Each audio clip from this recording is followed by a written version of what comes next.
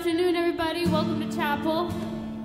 I know we're a little sparse this morning, but that means, I don't know what it means. As you're coming in, find a friend, find a buddy.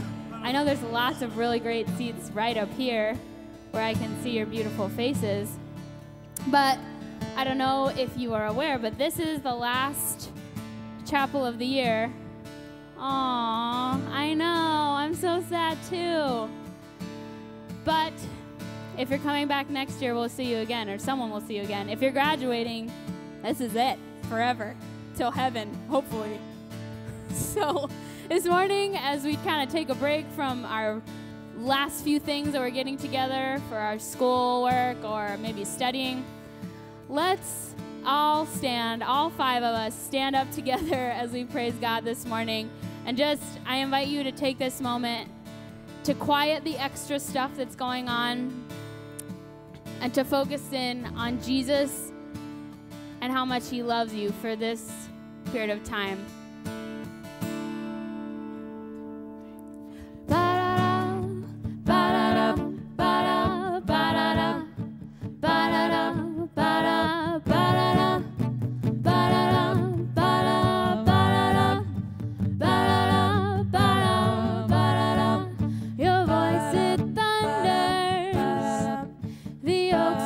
Twisting, the forest sounds with cedars.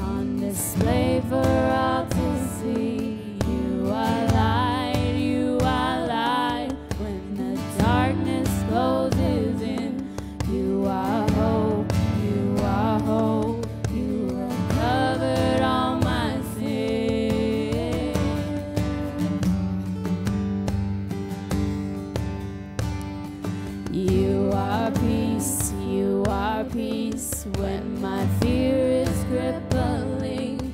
You are true, you are true, even in my wandering. You are joy, you are joy. You're the reason that I sing. You are life, you are life. In you death is lost its sting.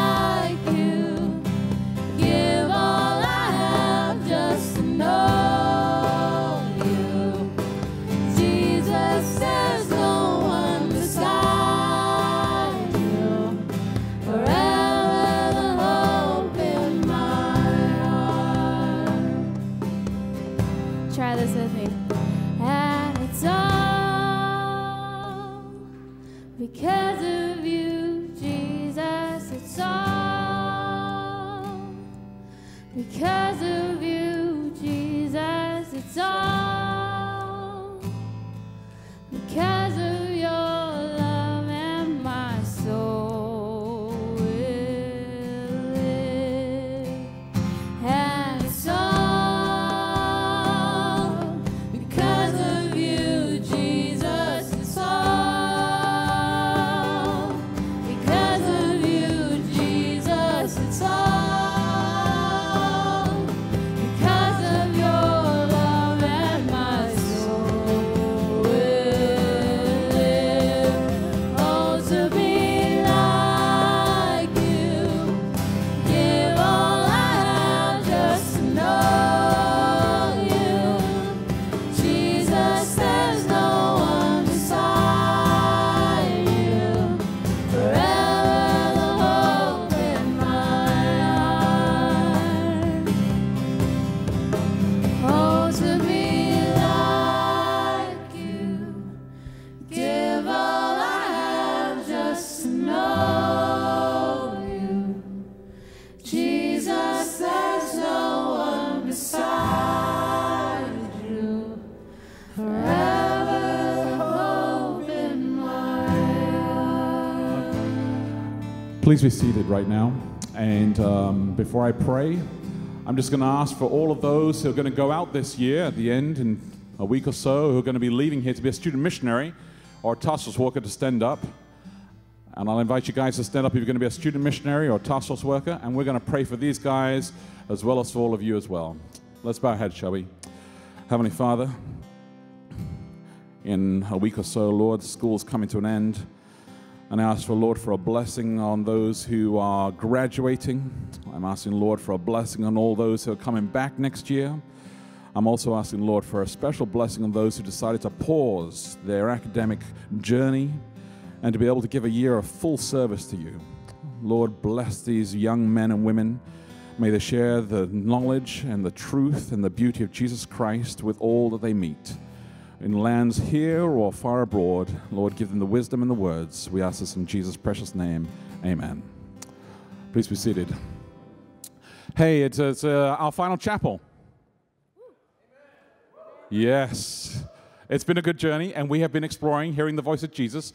And today, to kind of wrap up the entire year, we began actually with our president, and now we wrap up with our president, Niels Erik Andreasen. And he will be able to share with us a little bit about what he hears and how he hears the voice of Jesus. I'd like to invite him up and to give him all the time as possible. Thank you, Jay. Nice to be with you again. We began this year with the first chapel, and I told you about two courageous women who heard the voice of Jesus and went on to do extraordinary things. Now is the last chapel, and I want to talk to you about two good men. Equal billing, two good men who heard the voice of Jesus and went on to do extraordinary things. Their story is told in the Bible, in the book of Acts. They had been disciples of Jesus 3.5 years, more or less like undergraduate students, ready to graduate, some of you are, or just to leave for the summer. Jesus had told them that they were to do whatever he had done, whatever he had shown them, they were to do. So here they were, two of them, walking down the street on their way to chapel. Well, in the temple, but it's the same as chapel in the morning. They were walking along the street, going through the gate, into the chapel, to the church, to the temple, and on the side of the road was a poor man begging. He was lame. He couldn't walk. He couldn't work. His hand was out. Please, sirs, give me a coin. Pockets? No money. Absolutely no money. Remember, they had been students for 3.5 years. All the money went for tuition and fees. Not a dime left. So they said to the man at the street, "Sorry, sir, we have no money." What did he do? He looked at the next passers-by, trying to catch their eyes. hoping they had some coins in their pocket for the offerings, and they would share a bit with him. But here's something about these two disciples, John and Peter. They had learned something from Jesus, and they had learned that people who beg generally don't know what they need, and they ask for the wrong thing. And generally, they don't ask for enough. Have you noticed that when you meet beggars in Chicago? Give me a coin. Do they need a coin? No. They need a job, a new home, a new life, but they always ask for a coin. I don't know why. They ask for too little. And if you give them a coin, do you know what they're going to do with it? Cup of coffee? Or a bottle of something? You never know. Most beggars ask for too little, and they don't know what they need. These two disciples had figured that out by being with Jesus, because Jesus was generous. He didn't give people what they asked. He gave them what they needed. And so they stopped in front of this man who was looking at the next passersby, and they said, "Sir, look at us." He didn't much like to look at people who had no money in their pocket, but finally they did. And they said to him, "As you know, we have no money. It's too bad. Can't help you with money. But we do have something else that you need a whole lot more than money. And we would like to give it to you right now. In the name of Jesus, stand up." And he did. Amazing. Running, jumping, back and forth. Never happened before in his whole life. And suddenly he realized that he had been begging for quarters when he needed a life. That's what Jesus was telling these two disciples who had just graduated. And now, some of you are graduating next week, next month, and the rest of you are leaving for the summer next week, next month. So what did Jesus tell you here, and what are you taking with you when you leave? I can guarantee you that whether you graduate or just have a summer job, you're going to meet some beggars. They're everywhere. People who have needs, old people, young people, lost people, rich and poor, it doesn't matter. Many beggars around, and they will ask you for things.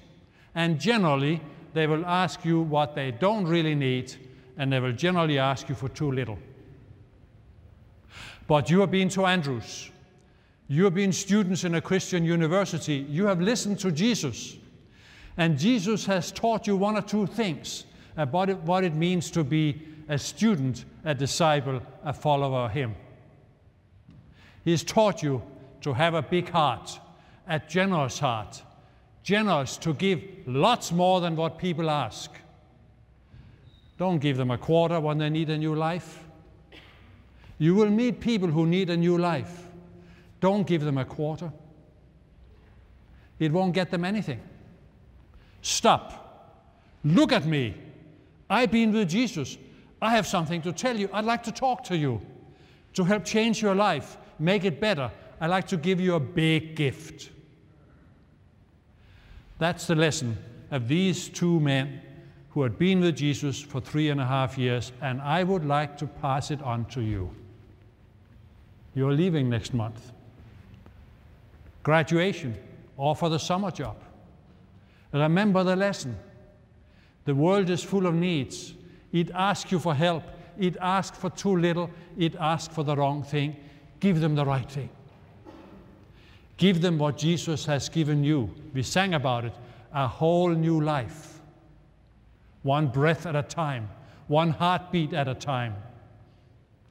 That's what it means to be a student of Andrews University, to graduate, and to leave for the summer. Have you ever wondered what would happen if these two disciples, these two followers of Jesus, walking down the street on their way to chapel, had decided to ignore that beggar the way we do it so often in Chicago? I tend to ignore them, I must confess that. My wife gives money to every beggar, everywhere we meet them, and she gives me a bad conscience, and so I occasionally do something too. But supposing these two gentlemen, John the Apostle and Peter, had walked on their way to chapel, and there was this beggar. They knew they had no money. They didn't even want to look at him, because that would make them embarrassed, not having money. And so they just kept walking to the chapel, and after chapel they would go to a little coffee house for having a snack. What if they had done that? What if the Apostle Paul had stayed in Tarsus and persecuted Christians for the rest of his life?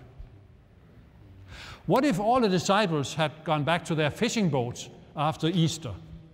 Ah, well, catching fish. What if? What would have happened? Well, we would not have been Christians, that's what. It's big business. There would have been no Martin Luther to make a reformation. There would have been no John Nevins Andrews to go to Europe and convert these heathens over there, like Danes, where I come from, don't believe in anything. All of that would have gone. It would not have been there. It would be terrible.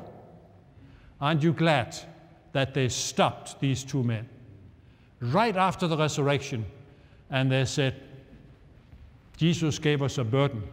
Here's a man in need. He has no idea what he needs. He asked for a coin, but he needs a life. He asked for too little, he needs a lot. We're going to give it to him. And because they did that, they said, look at us.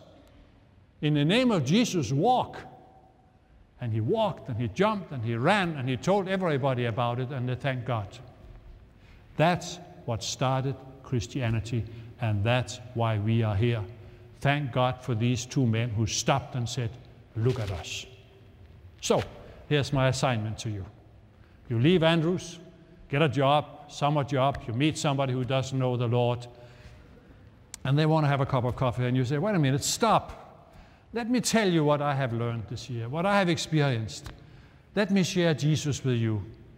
Let me share something about life, some big thing that you can do, that we can do together. If you do that, Christianity is on a move. Okay? The kingdom of God is coming. That's what it is all about. So blessings to you as you undertake this new life as a Christian. And sir, you're going to interview me. Let's do that right now.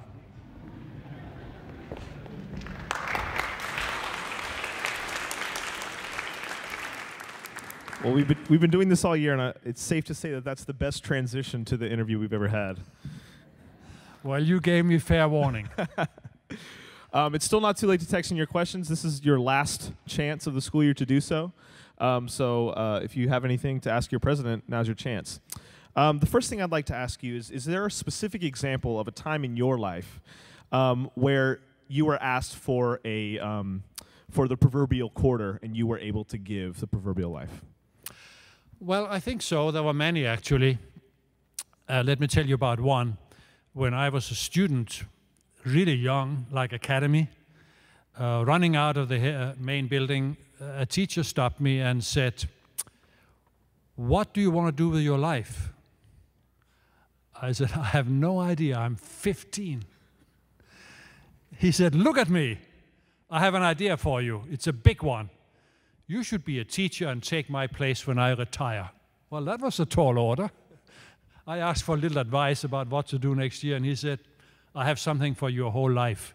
As a matter of fact, I became a teacher for my whole life. Life-changing. Amen. Amen. The next question is a little less serious. Good. How did it feel to be the best-dressed man at the AUSA banquet on Sunday? Very embarrassing. Embarrassing.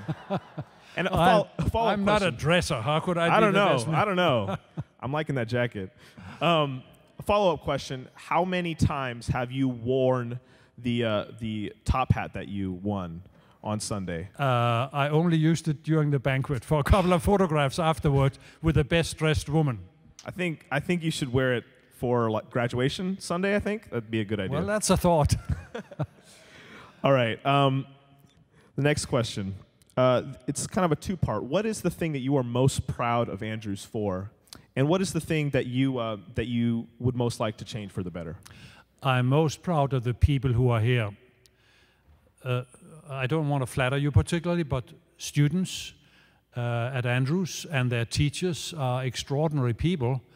And you may not think of it that way, but I think of the students and the teachers who are here as the ones who really define what Andrews is.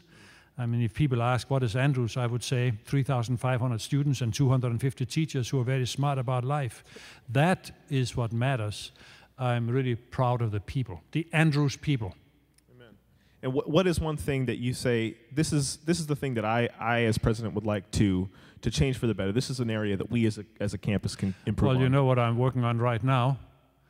We have a kind of a motto in Christian education. It's on our seal, and those of you who are graduating will get a diploma with a seal on it. If you look carefully on that seal, there are 3 words in Latin.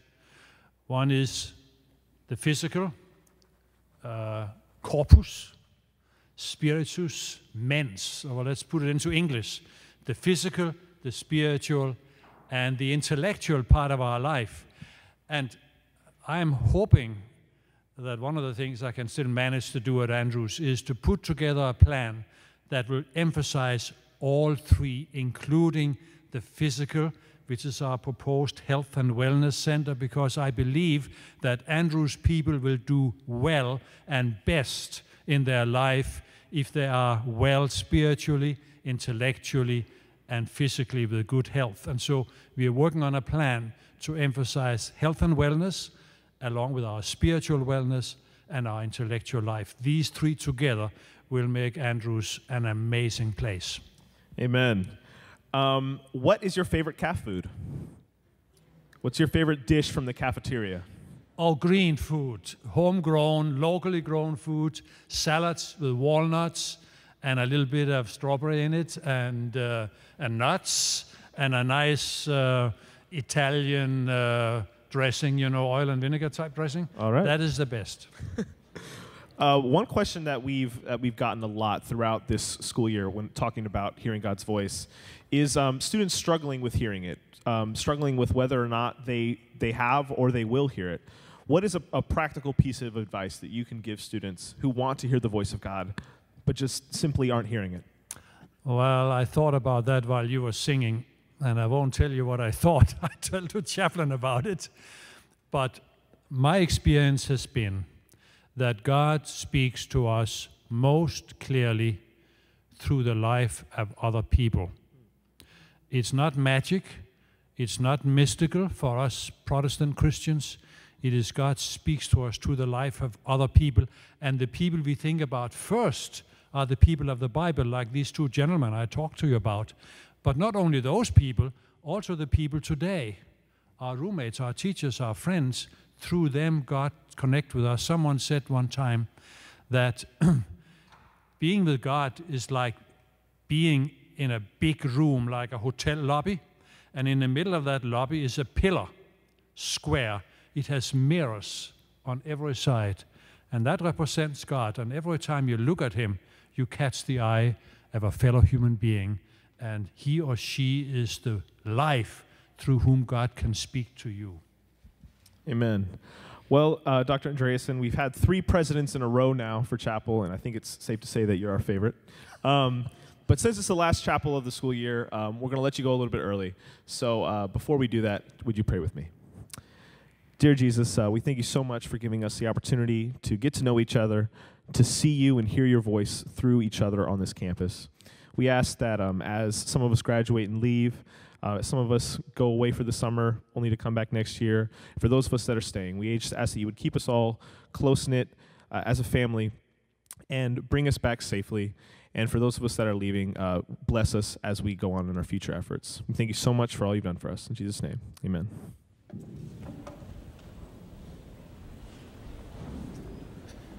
All right, guys, last announcements of chapel. This is exciting. University Vespers, the last one of the year, is going to be tomorrow night. So we'd like to invite you to come for that, but also more importantly, immediately following is going to be Friday Night Lights, the Afterglow. So head out for that tomorrow night, and in addition to that, there's no more announcements actually, so have an awesome summer. We hope you have a great finals. Good luck on them, and blessings.